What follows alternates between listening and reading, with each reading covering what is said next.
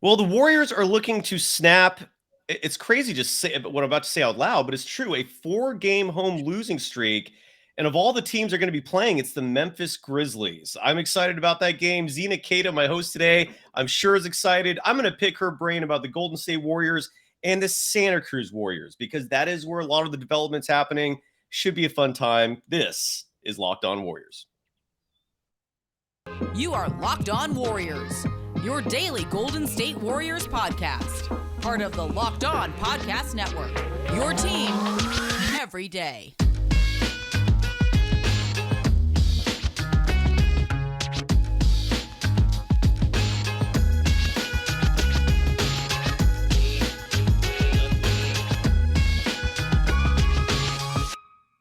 Thank you for making Locked On Warriors your first listen every day. We're free and available wherever you get podcasts. Today's episode is brought to you by FanDuel Sportsbook, the official sportsbook of Locked On. Make every moment more. Visit FanDuel.com/LockedOn today to get started. You can follow my guest, Zena Keita, sideline reporter for the Santa Cruz Warriors. She's a fill-in host for Dubs Talk Live after Golden State Warriors games and the manager of partnerships with The Athletic. You can follow her on Twitter at It's Zena Keita. Keita is spelled Keita for the podcast listeners. And of course, you can follow me, Cyrus Saatsaz, on Twitter at Dog Surf Roadshow. Zena, it's great to meet you. We've never actually spoken or met until now. How are you doing today? And I guess at the 47-game mark of the Golden State Warriors season, where they're currently sitting a game below 500, what is your impression of this team so far? Take as much time as you want, and thanks for coming on. Of course. Well, one, I'm doing great. Yes, we are on a four-game loss streak right now at home, but I'm okay. I'm doing all right. Good. And what are my thoughts on the Warriors? I mean, I've been talking about this on Dubs Talk Live, and I've been hearing a lot of people talk about this. Like Steph Curry says, there's a lot of inconsistency, and I think there's inconsistency in identity. I think that's the trouble that the Warriors are going through right now is they are the reigning champs. Like, I think people may forget that sometimes, but they're the reigning champs, and they're not necessarily playing like what a team looks like right after they win a championship. Right. And that, I know I heard you guys with CJ Home talking about rotations, and that is something that's been plaguing the Warriors is that even though they have their core pieces and their veterans and their stars, they're missing those key role and rotation players that they had last year. And who knew that those players' absences would cause such a muck-up in terms of how the Warriors come to play? I did. Sorry. Okay, yeah, sure. I think there are a good amount of people that definitely Gary Payton leaving and Otto Porter Jr. leaving. Otto Porter leaving was going to be a switch up for sure. We definitely knew the level of impact that they made, but I don't think that anyone expected for Moody and Kuminga and Wiseman not to be ready to come and step in. And I was and I still am, huge fan of the Donte DiVincenzo signing. Yeah, same. So we're on the same page. I was like, all right, we lost some significant pieces, but that's a big pickup for sure. The thing that no one saw coming, and Cyrus, if you tell me you saw it coming, please. Ty Jerome and Anthony Lamb being go-to players, being players that are key rotation players. I mean, no one expected this. I work in Santa Cruz. I am a sideline reporter for the two-way team, for the G League team, right? I haven't seen our two-way players this year. I haven't seen that either. No one's it's unprecedented. So there's so much about an NBA team, about the Golden State Warriors specifically, about their dynasty. There is inconsistency in identity, and it's showing up in the way that they've closed games. It's showing up when they go on the road. It's showing up on defense. It's showing up in so many different ways. And that's my thought on that. And the good news about that is that doesn't mean they don't have talent, right? You look around the league, there's some players, there's some teams that are like, they don't have shooters. We don't have that problem, right? There's some teams that they don't have length. I don't think we have that problem. I should say they. I always say we because I used to work for the Golden State Warriors, but the Warriors don't have that problem. And so the talent isn't an issue. The tools aren't an issue. It's an issue with identity. And that's that's a talk to yourself, talk amongst yourself. And so that's why I still have faith in where the Warriors are. And I'm excited about this rivalry game coming up this week. I'm actually going to the game as a fan. I haven't done that in a long time. Yeah. One of my dearest, closest friends, her son's friend and I were going. And I'm ecstatic because I haven't actually cheered or made noise when I'm at a Warriors game. Oh yeah. You have to be like, control your emotions. Yeah. I'm learning that now as a member of the media. Like, nope. Like, control your emotions. You can't cheer. Well, you can't. You literally, like, if you're sitting in the media section, for people that don't know, you can't. I mean, I've seen it. It's rare, but you're not supposed to be like cheering or making noise or showing emotion for objectivity purposes at a minimum. I want to, Scott Ostler of the San Francisco Chronicle wrote something that was very interesting. I feel like this slipped under the radar. I can't remember if it was a column or if it was a story, but he highlighted the fact that he learned that Jama Malalela, who was a former coach for Santa Cruz, I'm sure you're very familiar with him, has taken over the responsibility, and I think he took over the moment he stepped in this past offseason, of rotations, like the very thing that's been a focus of much criticism for this Warriors team, given they're a game below 500. Now, clearly, Steve Kerr is going to be the final say. He's going to take responsibility for all decisions, but that's a new wrinkle, right? I mean, Mike Brown is out. Jama Malalela basically came in and took over, but the roles and responsibilities are very different. Describe to the audience Jama Malalela, because I don't see him interviewed much. Kevin Dana raves about him. If I don't mind, give us your perspective on Jama and maybe like some insights in terms of how he is as a coach, which may or may not explain what's going on right now. So funnily enough, he was not there when I joined with I don't actually know him very well. Gotcha. But from the people that I talk to, whether it's Batoki, the GM of the Santa Cruz Warriors, or people around the organization, they think he's brilliant. And Steve Kerr obviously thinks incredibly highly of him. He seems to be very analytical and thinks about the game in that way, and that's why he was tasked with that big responsibility. So I don't know much about him. Just like you said, he is a private person. He doesn't do a lot of interviews. Yeah.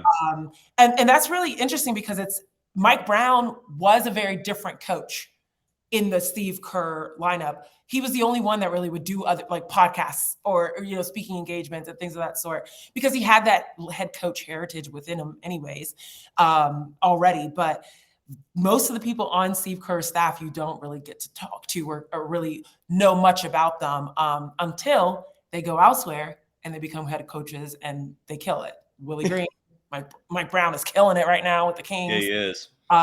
So unfortunately, I cannot answer that question. But from what I know, again, really analytical mind and really good at his job. No, I'm glad you didn't try to fake it. Differently, but that's what they said. No, I'm glad you didn't try to fake it. Some people would have just tried to wing that and be like, yeah, Jama, I know him. No, thanks for being honest. And we're going to have a lot more with Xena because I have a million questions and I have some stats I'm going to throw at you. Xena, the good news is we're on the same page in terms of the belief that the Warriors can still come out of this fine. Like a lot of people are writing them off. It's really crazy. I'm nowhere near that point. But it is concerning, and I'm going to throw some stats at you in just a minute that maybe may or may not add to those concerns. And just bear with me while I do this ad read, because we officially now have a new sponsor for this program, and it's a big-time sponsor. I mean, look, you handle partnerships at The Athletic, so you can imagine getting FanDuel as a sponsor for your whatever it is you're doing. That's big time, and we're stoked. And so FanDuel, an official sponsor now of Locked On Warriors and the whole Locked On Podcast Network. And right now, they're focused on the NFL playoffs. Xena, are you a Niners fan? Are you a football fan?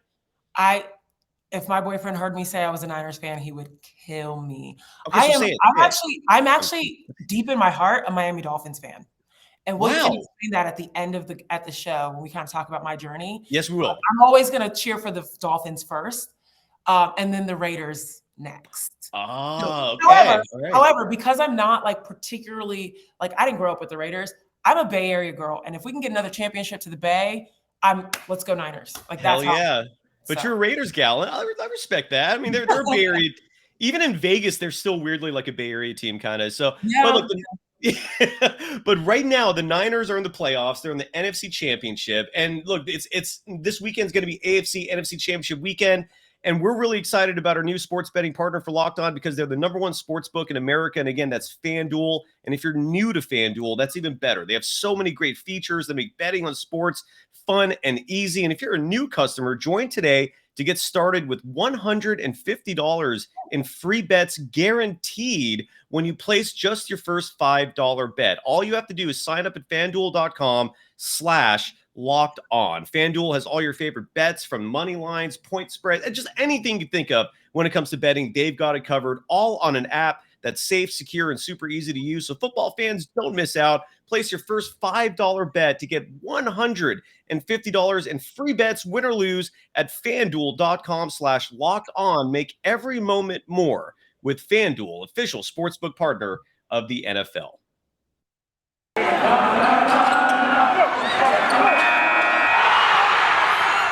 You are Locked On Warriors, your daily Golden State Warriors podcast.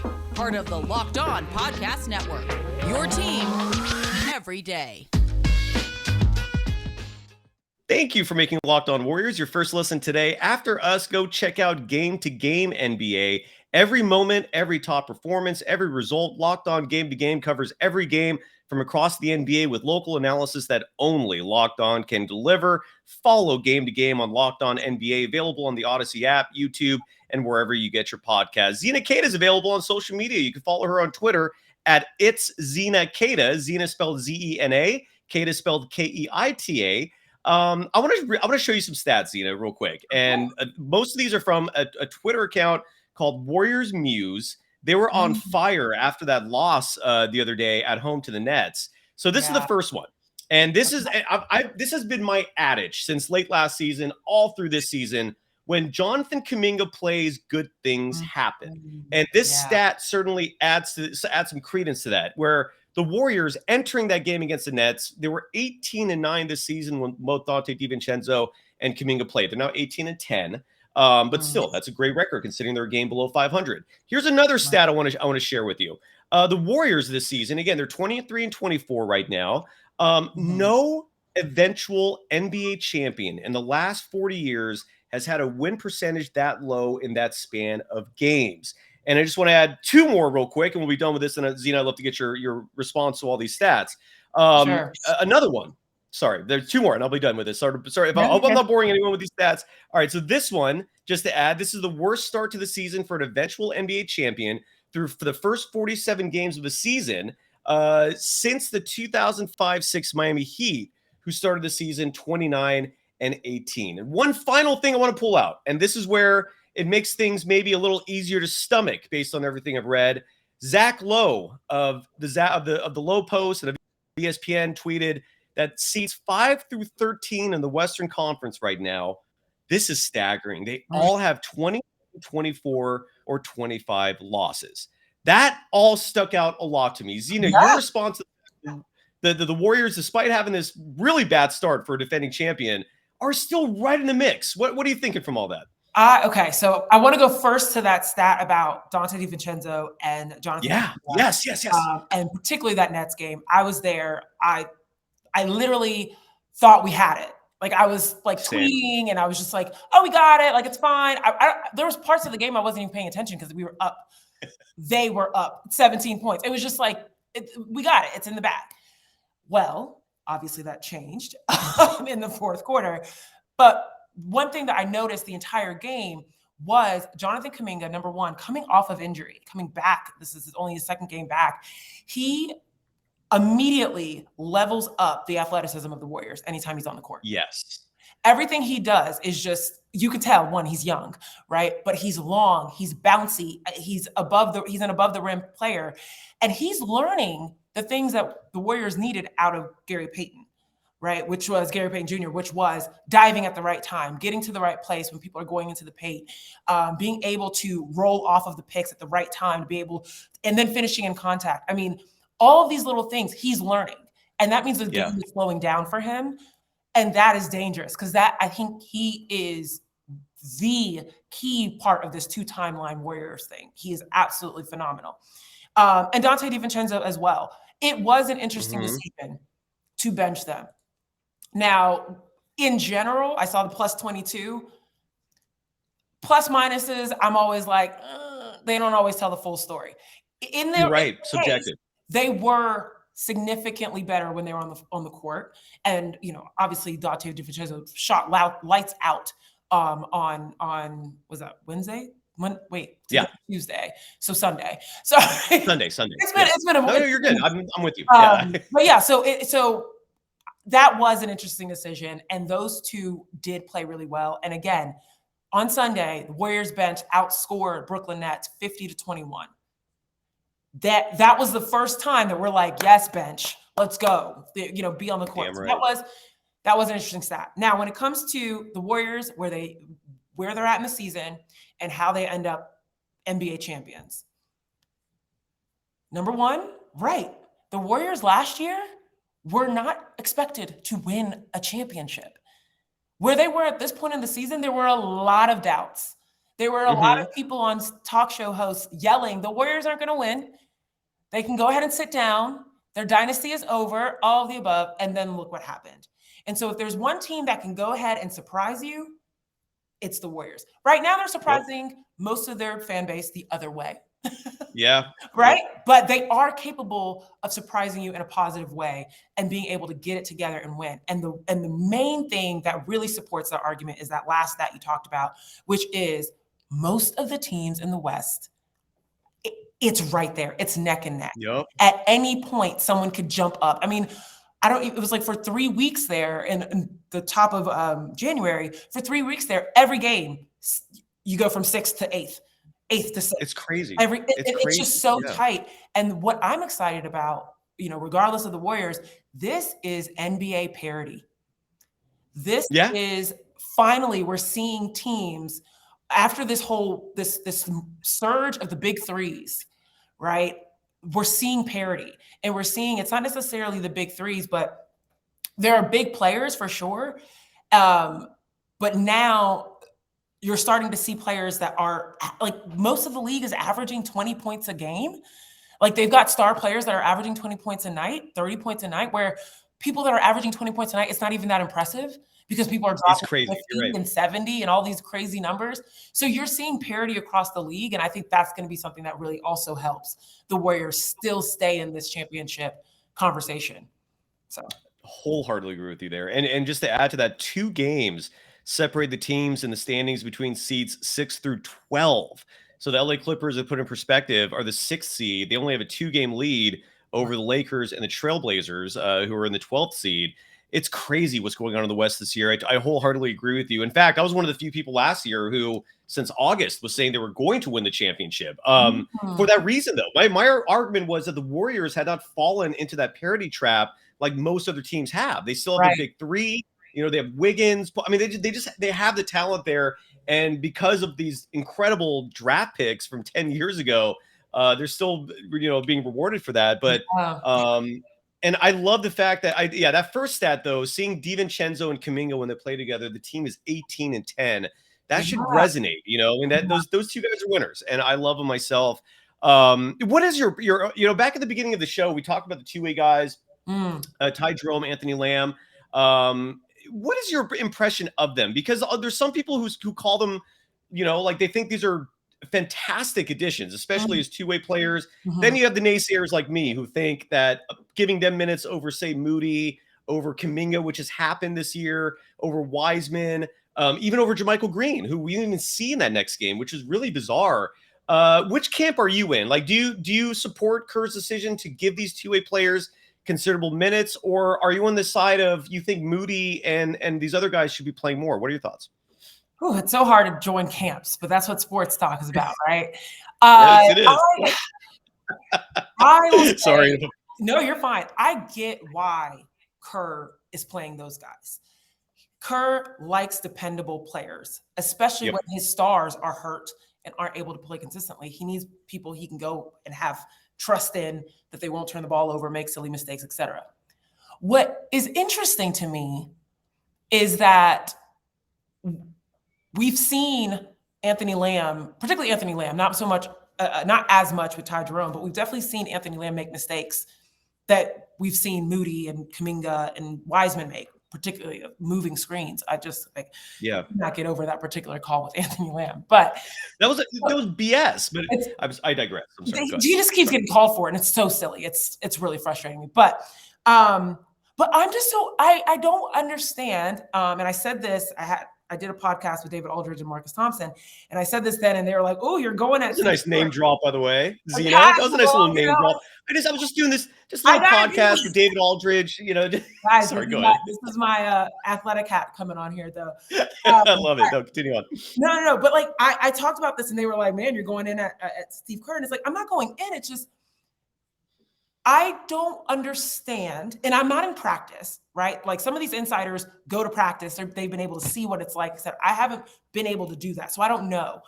But I am curious as to what's happening behind closed doors that allows that level of trust to be imparted onto Anthony Lamb and Ty Jerome, and not Moody and Wiseman. And Kuminga's starting to get that trust. But I'm just curious as to why they're not getting it, even just an inkling. And the thing about it is, I'm not expecting those guys to get minutes on the big nights, especially when you're trying to win games. But particularly on the nights where Klay can't play, when Steph was out, when, players when Wiggins was out, when players are resting, it's like, why are they not getting their opportunity to shine? And then when they are getting their opportunity to shine, Moody stepped up at the Spurs. I thought he played very well in that game. Agreed. And then the very next game, he got 6 minutes. And so I'm curious about that. I don't know why, but I guess that leads me to the camp of, I'm not saying that they're bad additions. I just don't necessarily see or understand why they are getting trust as the additions over the ones that the Warriors drafted. Oh my God, Xena, we're on the exact same page. That's exactly how I feel too. It's not that I hate on them. It's not that I'm opposed to them being on the team. I'm with you though. It's like I guess I have a lot of faith in Moody. Wiseman, a number 2 pick. Look, some number 2 picks fail. There's no guarantees just from your draft position, but he's shown a lot of potential. And yeah, I'm with you. It's clearly something is going on behind the scenes where Kerr trusts these new players more. And yeah, you literally everything you said, I agree with. So yeah, we're on the same page there, Bravo. So let's talk about you. This is your first time on the show. I always love deep diving into individuals' backgrounds. At a minimum, I love it because I'm sure there's a lot of young people watching the show, young aspiring journalists themselves who love understanding like the type of path that you took. So give us your background, Xena. You said you're from the Bay Area. What part of the Bay Area you're from? And give us your, in a summarized version as best as you can. You're a professional, so I'm sure you're going to do this excellently, if that's a word. Give us your path from the Bay Area, where you're from, all the way up to now. So actually, I live in the Bay Area. I'm in Oakland right now, but I was brought to the Bay Area to work for the Golden State Warriors. Before I grew up in North Carolina. Yeah. So I grew up in Raleigh, North Carolina. That's why when on the other night, I know some of you all may have seen on my tweet, but I was talking about TJ Warren for the Brooklyn Nets. I used to play for his women's AAU team. Like, so the men had a version and the women's had a version. So it was cool to see him, who used to be like this balling out 8th grader, now being a full force in the NBA. So grew up in North Carolina, basketball country, of course. I was not a basketball player by any means. I was just very tall. And I had enough coaches in my high school and middle school being like, you need to play. Like, it's a thing. I was a volleyball player at heart. And ended up playing basketball, found out it can help you get scholarships and get you to school. So I decided, okay, I was a nerd. So I was like, let me find out a way to get either through academics or athletics. Here we go. Right here too. Yes. Fellow nerd right here. There you go. It's great. I think it's awesome. Yes, it is. I think, and I agree you and your stat mind, because I think that's really, I think that's the route sports is going into now, is that there are a lot of great nerds bringing another level of insight into the game that we didn't have before. But anywho, graduated North Carolina, went up to Yale to play basketball, played all 4 years. And that's where I kind of started my media journey. I was a play-by-play announcer and color analyst for our volleyball team for 4 years, and did multimedia reporting for the Yale Daily News. And then I decided to go to business school. It was just like a matter of, I don't know if I'm going to get a job in this. And I actually met, and I say this because you just talked about young people and advice and all that. I always say, be careful with the advice you get. Yes. Because Yeah. when I was a senior at Yale, I got the opportunity to meet a reporter that I trusted and respected, and I just absolutely adored. I will not say their name, but because I still think they're amazing. I don't want that to dissuade or anything else they say. But when I met them, this was before the advent of social media and writers becoming talk show personalities, right? People were just writers or they were just on TV at this time. And so when I told this person, hey, I want to be, on ESPN, or I want to be behind a sports broadcast desk. And they were like, oh, don't do that. Those people are just talking heads. They don't even get to say what they want to say. They're just told what to say. Like, don't do that. Don't do that. And they're like, you want to be respected. You went to Yale. Like, you want people to respect you, blah, blah, blah. And so with that, I said, okay, I'm going to business school. I'm going to go so hard in the other direction of people respecting me and all the above. And so I went to Wake Forest, got my master's in management, and went on to work for the Miami Dolphins. And that is the full circle moment as to why I am a Fins fan. And so they gave me my very first job in sports, and first official job. I had some internships and such, but of course, first job, I started in sales, did partnerships, and did partnerships for 8 years. So I was there for 3 years, then left and went to the Warriors right when they were opening Chase Center. And that is why I keep saying we, because for almost 4 years, my entire life was just talking about the Warriors from a partnership lens and having people come join our family as partners. And so that's why I'm like, we and our and all the above. So I got to get some space and some separation, but I still love my Warriors family. And after about 4 years of that, I decided, I was like, I want to do something different. I've always been interested in tech. I live in the Bay Area now, obviously. Let me try and do something different. And I saw an opportunity with The Athletic and went after it and got a chance to do some really cool things now here at The Athletic from a partnership lens. And one of the wonderful things about it is that I work remote. So I'm at home. I had all this time on my hands. And it's like, what do I want to do now that I'm not at the arena every night, hosting partners and all the above? And Kareth Burke, shout out to Kareth Burke from NBC Sports Bay Area, recommended me for the Santa Cruz Warriors sideline reporter job. And I've been doing that for the last 2 years with Kevin Dana, Drew Stiller, and it's been unreal. Santa Cruz is like the best organization in the G League, bar none. The people, the fans, I just adore our team.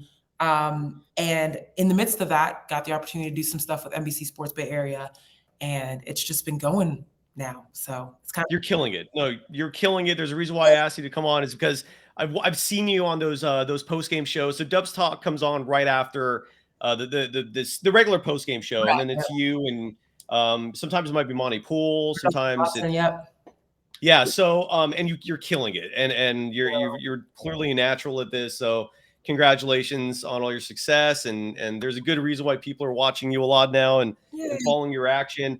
And I'd love to have you on at some point. And the reason why I get to watch your shows is because we don't always come on after a post-game show for a live broadcast. And when that doesn't happen and you're on, I'm like, oh, there's Xena. So there you go. And Kevin Dan has always said the nicest things about you. So thank you so much for coming on. Cool. Is there anything we feel like we forgot to touch on before we bail? Like, do you think we covered everything? Is there anything you'd like to promote? Any subjects that you want to bring up? No, or are we good? I think we're good. I think. All right. The funny thing is we're on the same page with a lot of things. Didn't make for good. Didn't make for entertaining content in terms of a debate or something. But no, we're. I feel, but at the same time, I actually like the fact that we're on the same page in that regard. So, and we're two self-aware nerds, which is a good thing. I always feel like it's dangerous when the nerds don't know they're nerds. That's when you got to be a little wary. You're it's a little awkward. It's a little awkward. You got to know.